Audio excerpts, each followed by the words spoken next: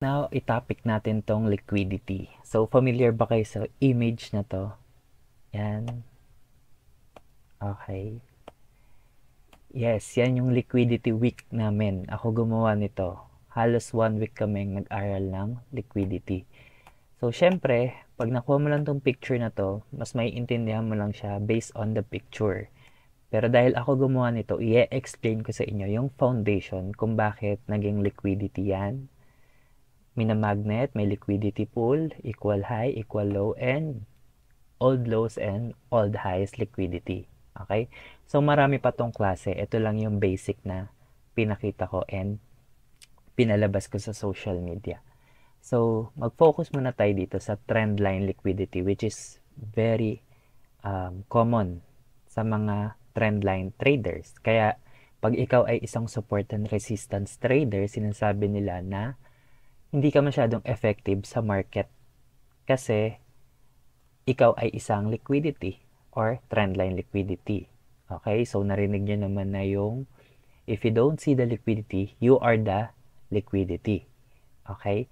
So, ngayon, itong trendline liquidity, yung mga nagbe-basic support and resistance dyan, makakaligtas kayo dito. Makinig kayo. Tuturo ko sa inyo.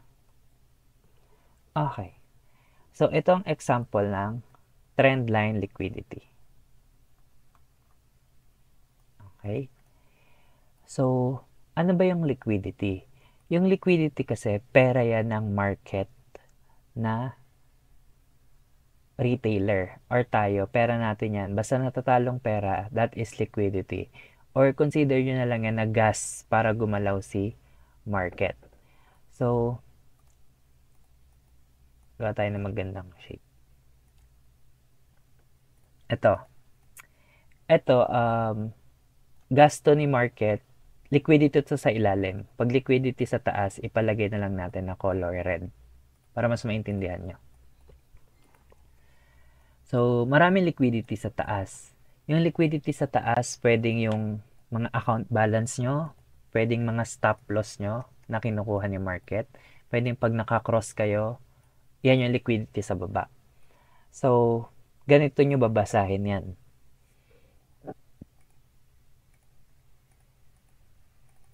Okay? So, ipalagay natin, lagyan natin ng amount. Ang detail di-explain eh. No? Let's say, sabi natin $20 yung volume dito. Okay? Ngayon, itong babagsak is, sabihin natin, 30.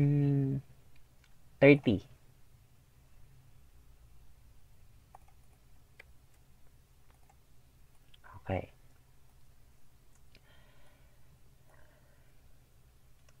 Mahirap i-explain to.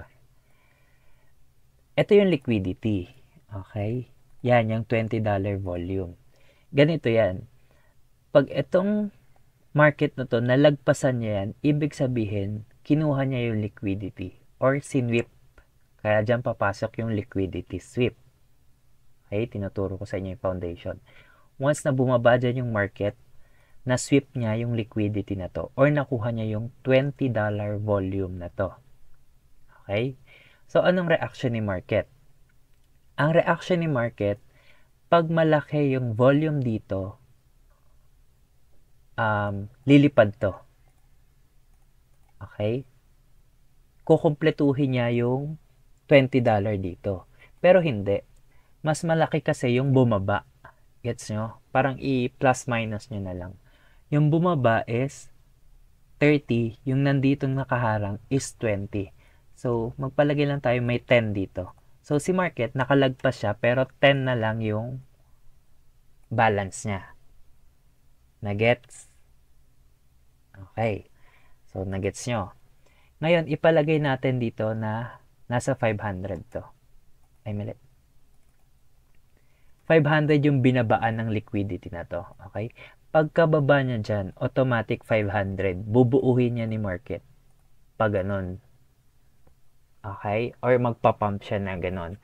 That's because na-trigger niya yung liquidity dito sa ilalim. Take note yung meaning ng liquidity. Pera, position, stop loss, okay? So, orders, kung may naka-order dyan na naka-long position, malaki yung volume niya, and tinamaan itong liquidity na 30, malamang sa malamang, lilipad yung price na to. Okay?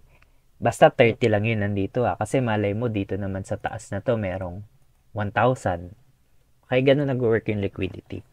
So, kaya siya naiipon. So, once na makuha na yan, syempre, may mga po-position dito na trader. Maglalagay ulit sila ng stop loss, position, order, and mapupuno yun as liquidity.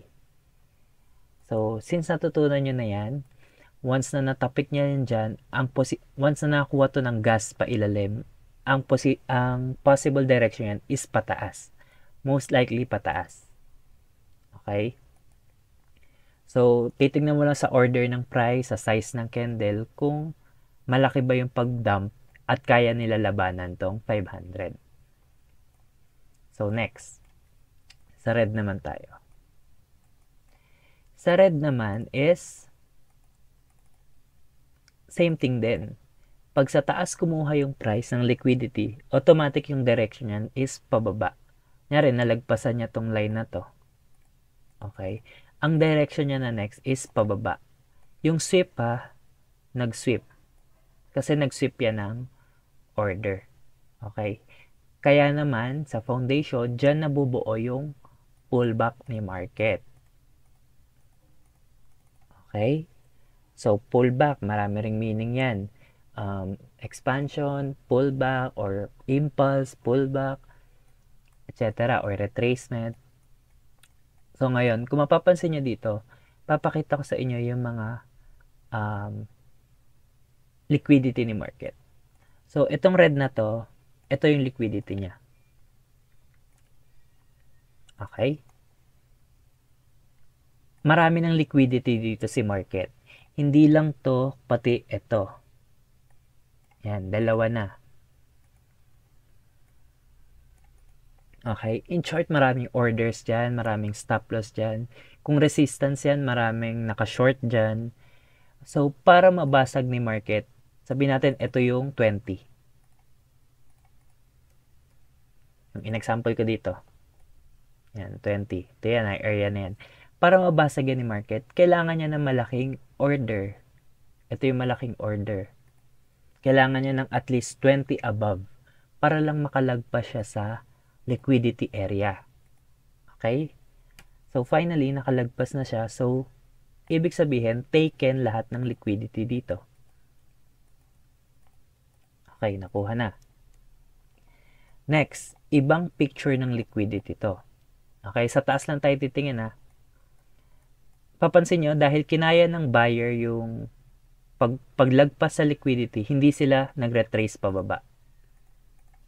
Kasi nga, kinaya ng order. Parang ito, pag kinaya yan ng order, lalagpasan niya yan pababa. So, next. Ito is double liquidity. Ito is, makikita mo, liquidity accumulation. Or nag-accumulate ng liquidity. Or liquidity build-up. Iba't ibang term na yung sinasabi ko sa inyo. Yan, liquidity build-up. Meaning, sa area na to is sobrang daming position. Sobrang daming liquidity. Okay? Ano ulit kailangan? Kailangan ng momentum para yung liquidity na yon is malagpasan man lang. Okay? So, since nalagpasan yan ng momentum, nag-close sa taas, wipe out na yung liquidity dito. Okay? So, makikita nyo yung structure Ito lang yan. 1, 2. Okay? So, panibago na naman. Same liquidity. Okay?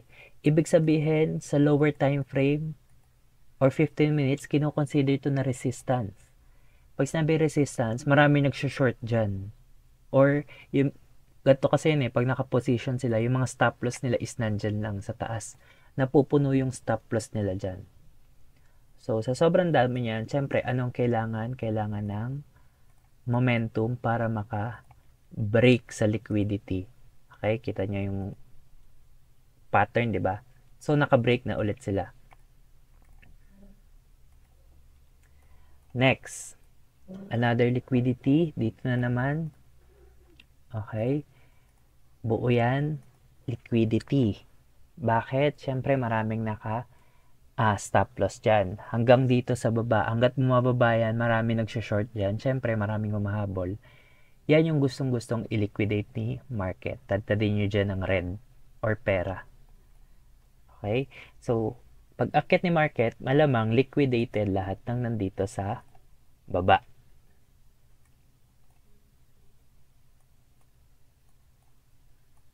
Okay. So, ngayon kung mapapansin nyo, umakyat dito si market. Nang liquidate yan dito sa area dito. Okay? Kung may liquidity. So, check natin. Wala. Good thing. In short, dyan na yung malaking selling pressure. So, ngayon, since ang naliliquidate is yung nasa taas, patuloy na umaakyat si market. Gets nyo? Ito yung sinasabi ko. Yan.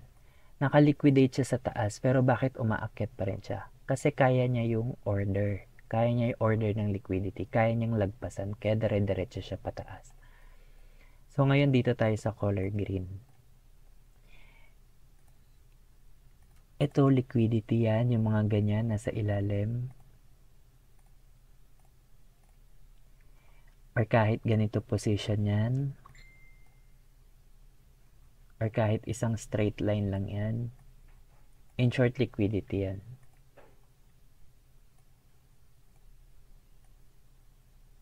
Yan, lahat yan. Tandaan nyo, sobrang daming order dyan. Isipin nyo, 20, may 51 na. Okay. Ngayon, check nyo tong volume na to. Sa tingin nyo, itong candle na to, kaya niyang kunin yung liquidity nito? Siyempre, kaya niya. Candle size pa lang. Okay, in short, na-sweep niya lahat ng liquidity dito. So, let's say hanggang dito lang si market. Yan, hanggang dito siya bumaba. Na-sweep niya na lahat ng liquidity dito pataas. Okay, lahat tong imamark ko. Yan, nakuha na niya lahat ng liquidity dito sa area. Meron pa dito, konti.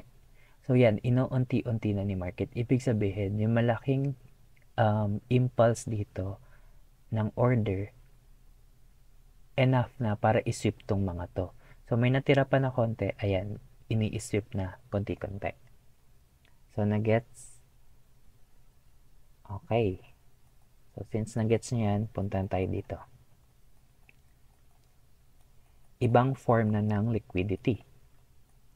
So, since may mga order dito na malalaki, dyan na papasok yung imbalance.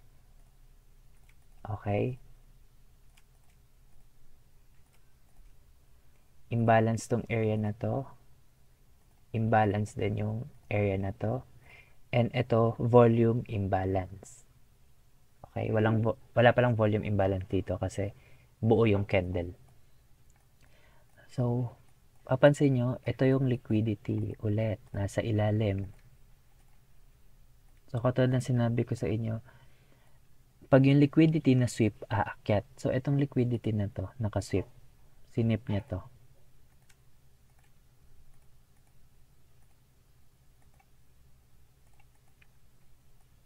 Ayan. Alsik mo na to.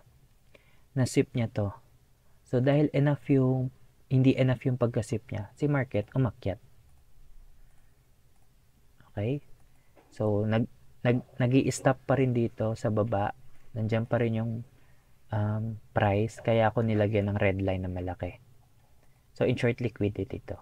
Ngayon, itong market na to is enough para basagin niya lahat ng liquidity dito. And yan, bumagsak siya. So, ngayon, nandito na ulit si market. Ito na yung panibagong liquidity niya. And ito yung sa taas. Okay? Ngayon, malalaman nyo dito, if makasweep siya, bumalik, reversal yun. If kaya nyo yung liquidity, dadiretso yung pataas. Same thing din dito. Ganyan lang move niyan or diretsong pababa. Ito Dito naman, ganyan din, or diretsong pataas. Ganyan yung titignan yung liquidity. Okay, so I hope may nuggets kayo, no? Message lang kayo, masyadong complicated to. Isa pa lang yan, sobrang dami pa niyan. Tatlo pa lang din to. So, yun lang.